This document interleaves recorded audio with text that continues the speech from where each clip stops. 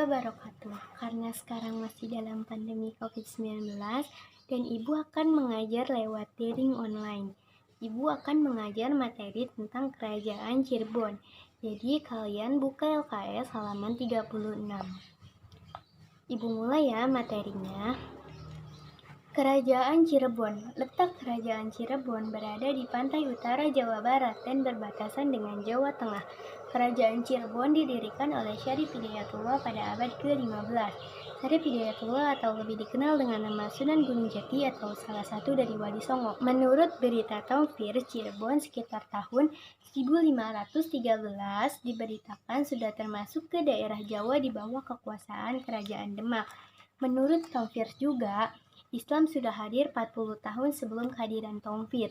Beberapa raja Cirebon yang mewarnai kehidupan politik di Cirebon, diantaranya yaitu yang pertama, Syarif Hidayatullah atau Sunan Gunung Jati atau Pendita Ratu. Beliau memerintah dari tahun 1479 sampai 1568.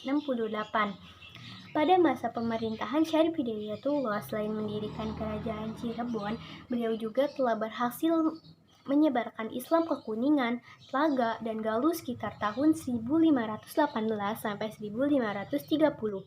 Yang kedua yaitu Penembahan Ratu Pertama. Beliau memerintah dari tahun 1570 sampai 1679. Yang ketiga yaitu Penembahan Ratu Kedua atau Penembahan Gili Raya. Beliau memerintah dari tahun 1649 sampai 1677. Penembahan Ratu Kedua pernah dipanggil ke Mataram dan selama 12 tahun tidak pernah kembali lagi ke Cirebon hingga akhir hayatnya. Penyembahan Ratu Kedua dimakamkan di Bukit Gili Raya sebelah Imogiri, Yogyakarta. Menjelang akhir abad ke-17, Kesultanan Cirebon mulai diwarnai perjanjian-perjanjian dengan VOC, seperti perjanjian pada tanggal 7 Januari 1681. Dengan perjanjian tersebut, Kesultanan Cirebon mulai diwarnai dengan perjanjian politik kolonial VOC. Sejak tahun 1697, kekuasaan Keraton Kanoman dan Kasepuhan terbagi menjadi Kacirebonan dan Keprabonan. Menurut Saron Siddique, sejak tahun 1681 sampai 1940, Kesultanan Cirebon mengalami kemerosotan karena kolonialisme. Karena materi yang Ibu sampaikan sudah selesai, apabila kalian ingin bertanya, silakan bertanya lihat via WhatsApp. Nanti Ibu akan menjawab pertanyaan dari kalian. Dan ini pertanyaan dari Dinda Putri Wahyuni mengenai letak Kerajaan Cirebon. Jadi, letak Kerajaan Cirebon berada di pantai utara Jawa Barat dan berbatasan dengan Jawa Tengah. Dan selanjutnya ada pertanyaan dari Siti Nur Asia mengenai raja-raja yang mewarnai kehidupan politik di Cirebon. Raja-raja yang mewarnai kehidupan politik di Cirebon diantaranya yang pertama, Syarif Hidayatullah atau Sunan Gunung Jati atau Pandita Ratu. Yang kedua yaitu Penembahan Ratu Pertama. Yang ketiga yaitu Penembahan Ratu Kedua atau Penembahan Gili Raya. Dan yang terakhir ada pertanyaan dari Endri Novianti mengenai pada abad keberapa Kesultanan Cirebon diwarnai perjanjian-perjanjian dengan VOC. Jadi, menjelang akhir abad ke-17, Kesultanan Cirebon mulai diwarnai perjanjian-perjanjian dengan VOC, seperti perjanjian pada tanggal 7 Januari 1681.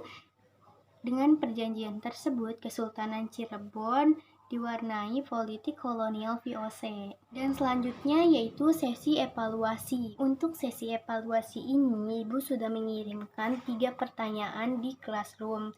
Jadi kalian silakan jawab pertanyaan dari Ibu yang sudah Ibu kirimkan di Classroom.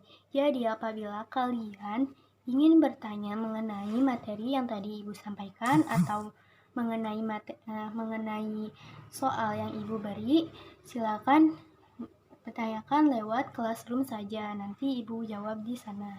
Sekian dan terima kasih. Selanjutnya yaitu bagian kesimpulan. Karena materi yang Ibu sampaikan sudah selesai, jadi Ibu akan menyimpulkan materi yang Ibu menceritakan tadi mengenai Kerajaan Cirebon. Jadi, Kerajaan Cirebon terletak di pantai utara Jawa Barat dan berbatasan dengan Jawa Tengah. Kerajaan Cirebon ini didirikan oleh Syarif Hidayatullah pada abad ke-15. Raja-raja yang mewarnai kehidupan politik di Cirebon antara lain yang pertama Syarif Hidayatullah atau Sunan Gunung Jati atau Pandita Ratu. Yang kedua yaitu Panembahan Ratu pertama, yang ketiga yaitu Panembahan Giliraya atau Panembahan kedua ya. Sekian dari saya, mohon maaf jika ada kesalahan. Wassalamualaikum warahmatullahi wabarakatuh.